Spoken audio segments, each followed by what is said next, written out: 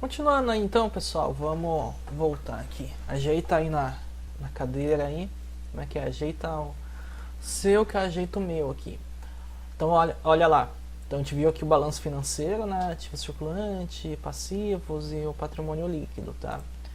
Então agora a gente olha a estrutura, né? Onde fica o administrador financeiro aqui no nosso organograma, tá? Lembra lá em OSM como que faz os organogramas, né, a função de cada profissional nas empresas e assim por diante, tá?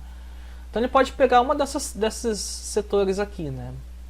Ele pode ser o gerente financeiro, né, que é a parte mais top, né, da Diafo, né?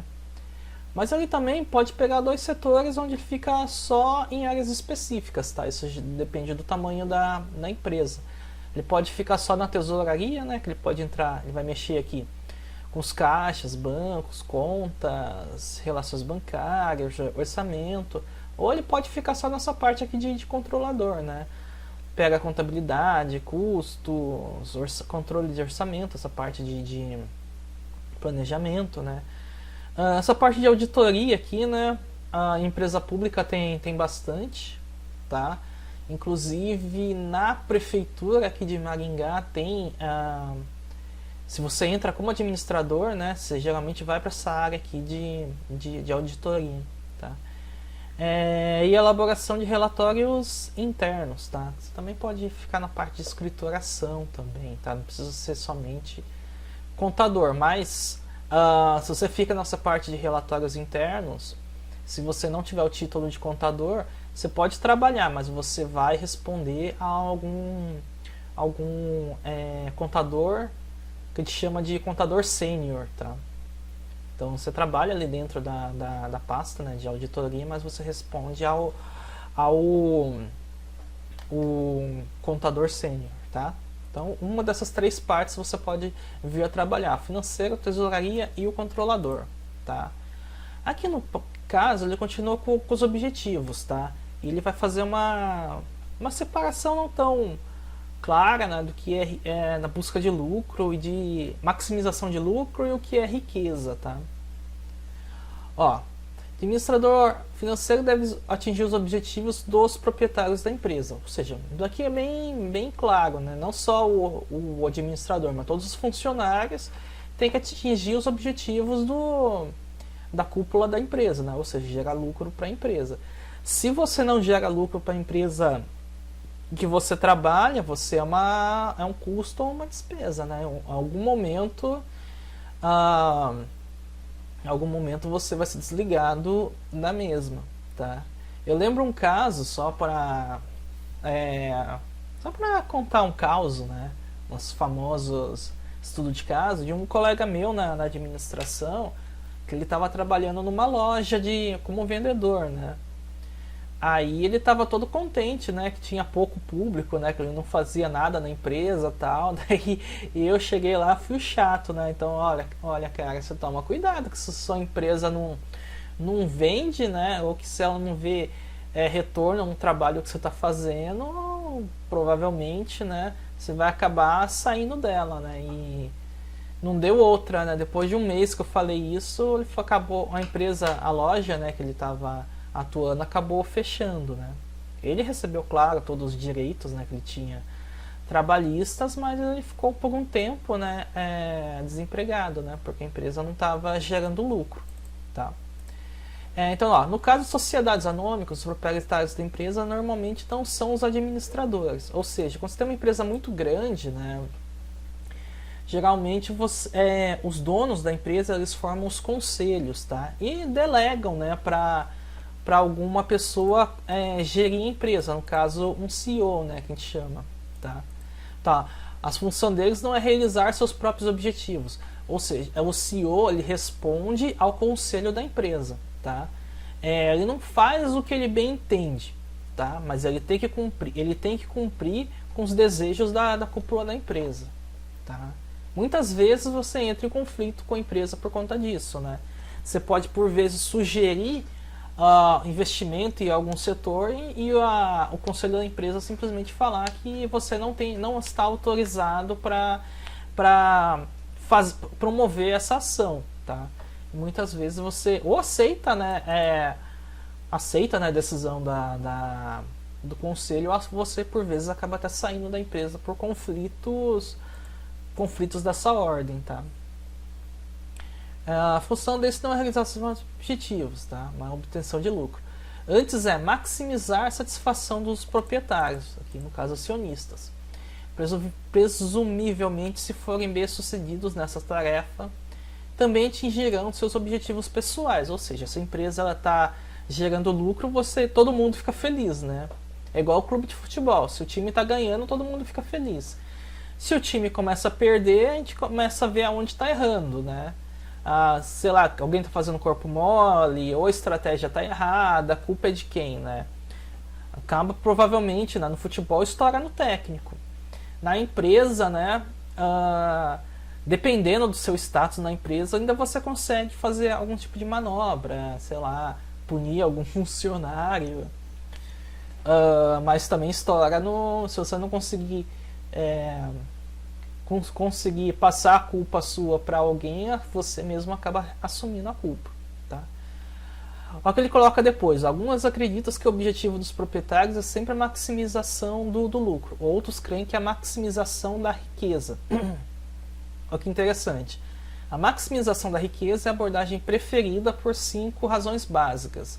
Porque ela não considera apenas o lucro. Ela considera que a diferença da maximização do lucro e maximização da riqueza vai considerar que a empresa ela tem que ser solvente, ou seja, ela tem que dar lucro não apenas em um ano, mas ela tem que ser constante, né? Todo ano tem que dar lucro e ela tem que se manter por 10, 20, 30 anos, tá? Ó, item 1, retorno realizável do proprietário, ou seja, o proprietário feliz com o seu trabalho, né, que você está gerando lucro a ele. Uma perspectiva de longo prazo, tá? Isso que eu acabei de falar. A empresa ela não pode gerar lucro no mês e passar 3 meses dando prejuízo, tá? Ela tem que ter uma regularidade, tá? A época de ocorrência de retornos, tá? Então esse retorno também ele tem que ser constante. Ou seja, sei lá, mês dá, é isso que eu falei, né? Mês dá lucro, outro vários meses dando prejuízo, mas na média do ano, essa empresa ela tá saudável, né? Então, isso tem que ser pensado. Por exemplo, no comércio.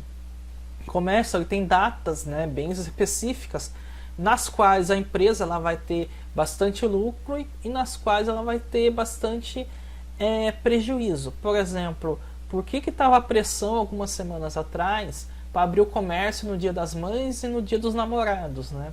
Porque são épocas do ano que as empresas são algumas das épocas do ano que as empresas de comércio mais faturam. Tudo bem? E a empresa ela tem que ter noção, né, que, por exemplo, julho, agosto são meses que você tem uma baixa no faturamento da empresa. Tá? Então isso tem que ser bastante trabalhado ali na parte financeira. Tá? Risco é algo bastante interessante de discutir na administração. Todo empreendimento ele envolve risco. Tá? Você pode tanto ganhar dinheiro como você pode perder dinheiro. Tá? Então essa ideia do risco eu vou só citar, mas eu não sei se vocês vão ver isso um pouquinho mais adiante, tá? Mas é algo bastante... Por hora, então, pensem assim, todo empreendimento envolve risco. Se você, por exemplo, investir em ações, você pode ganhar dinheiro, mas você pode perder. Se você investir num produto específico, por exemplo, no comércio, né? Você gastou 70% do seu faturamento, vamos chutar, adquirindo mercadorias para inverno, tá? Aí, sei lá, apareceu que o inverno não foi um inverno muito consistente, daí você acabou ficando com estoque, né? Então é um risco que você assumiu, né? Você poderia ter adquirido com seu fornecedor menos estoque de produtos de inverno, né? Mas é um risco, né? Tudo na administração nunca é uma receita, nunca tem 100% de certeza, tá? Você tanto pode ganhar como você pode perder. Quanto mais você conhece, né, da sua empresa, do mercado que você trabalha e da sua própria sociedade, tende a você acertar mais, tá? Mas, por exemplo, quem que ia prever que 2020 ia ser o ano o ano igual nós estamos passando, né? Ninguém poderia prever, tá? Então tudo envolve risco. E também distribuição dos retornos, tá? Que é a distribuição entre os sócios, tá? Quem ganha mais, quem ganha menos entre os sócios, né? Quando vocês virem direito, vocês vão verem que a distribuição, quando você monta o contrato social da empresa, nem sempre é 70%, né? Pode ser que a empresa tenha 2 sócios, mas um sócio tenha 70% da empresa e outro tenha 30%, então a distribuição dos lucros seja diferente, assim por diante, tá? Então, continuando, retorno realizável do proprietário, tá? A meta do administrador. O proprietário de uma ação pessoalmente espera receber o seu retorno sob a forma de pagamentos periódicos de dividendos ou através de valorizações do preço da ação de ambos, tá? Então, o preço de mercado de uma ação reflete o valor de dividendos futuros esperados, bem como dividendos correntes, a riqueza do acionista na empresa em qualquer instante medida pelo preço de mercado de suas ações, tá? Então, entra nessa parte de distribuição da riqueza, né? Quanto mais a empresa lucrar, maior vai ser o retorno dos proprietários. Mas quanto mais a empresa tiver prejuízo, esse prejuízo ele é dividido entre os sócios, tá? Então, continuando, perspectiva a longo prazo, né? A maximização de lucro é uma abordagem de longo prazo, tá?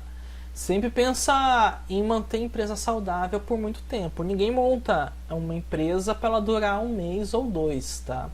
A não ser que seja empresa montada para algum evento específico, mas empresa, quando a gente pensa no modo convencional, ela é feita para durar, é feita para durar com prazo indefinido, tá?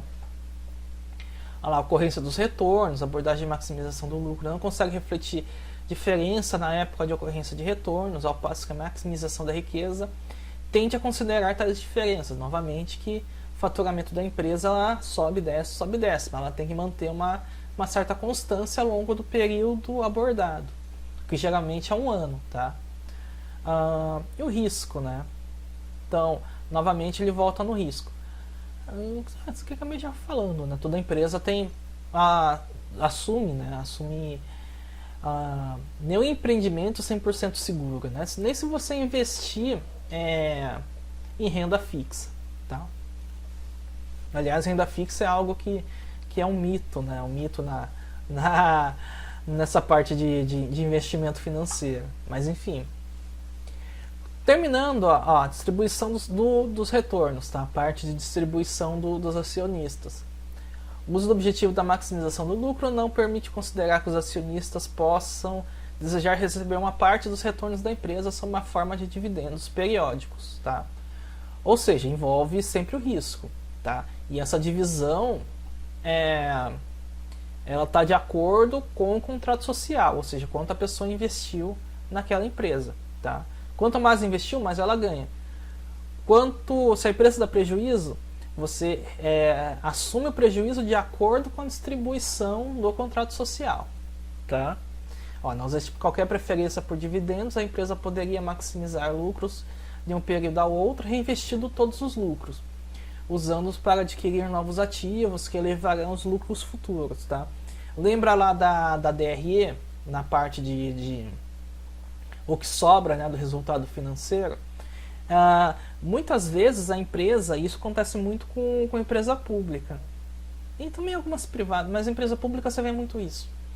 Ela resolve, né, por vezes em momentos de crise, não distribuir essa parte do resultado operacional para os sócios. Ela resolve ficar, né, aprisionar boa parte, né, desses lucros e reinvestir na própria empresa.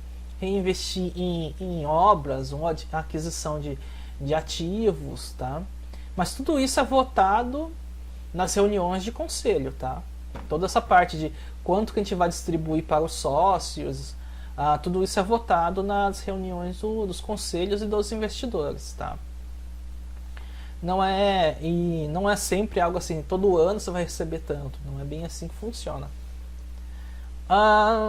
Olha, para a gente encerrar, né? A estratégia de maximização da riqueza ela encontra o fato que muitos proprietários apreciam receber o dividendo dividendo regular independente do seu montante. Ou seja, ele prefere tirar, por exemplo, um prolabore, né? Ao invés de esperar o quanto que aquilo vai render por ação, ele prefere tirar um tanto fixo por mês ou por ano, assim por diante. Os administradores financeiros, né, por fim, devem reconhecer que a política de dividendos da empresa afeta a atratividade de sua opção para os particulares e investidores. Esse efeito clientela é usado para explicar o efeito de uma política de dividendos sobre o valor de mercado de ação. Acredita-se que o retorno que os acionistas esperam receber acredita que o retorno for assegurado, isso terá um efeito positivo sobre os preços das ações. Tá? O que ele quer dizer com isso? Embora, né, a empresa, principalmente grandes empresas, possam, né, segurar esses valores para depois distribuir para os sócios, convém, né, que para o mercado é sempre interessante você sempre distribuir e não segurar esse recurso para benefício próprio da empresa, tudo bem? Então, para encerrar nessa parte do administrador financeiro, ele vai lidar com tudo isso, tá? Vai lidar com pressão de investidor, com pressão de mercado, pressão da sociedade, e ele tem que fazer com que essa empresa ela seja solvente, tá? Então ele vai atuar nessas três situações aqui, tá? Gerente financeiro ou um próprio administrador da empresa, ou se a empresa for muito grande, né? Muitas vezes ele vai diferenciar, né? Vai dividir em várias áreas, né? Pode trabalhar na tesouraria, na controladoria, onde ele vai na tesouraria ele vai ficar com caixas, bancos e controlador com essa parte da contabilidade. Tá, pessoal? Tranquilo? Isso aqui é bem técnico, tá? Só por enquanto. Aliás, essa disciplina ela é bem técnica mesmo, tá? Continuamos então na próxima semana. Se tiverem dúvidas, deixa lá no campo de perguntas, tá? Então é isso, pessoal. Até!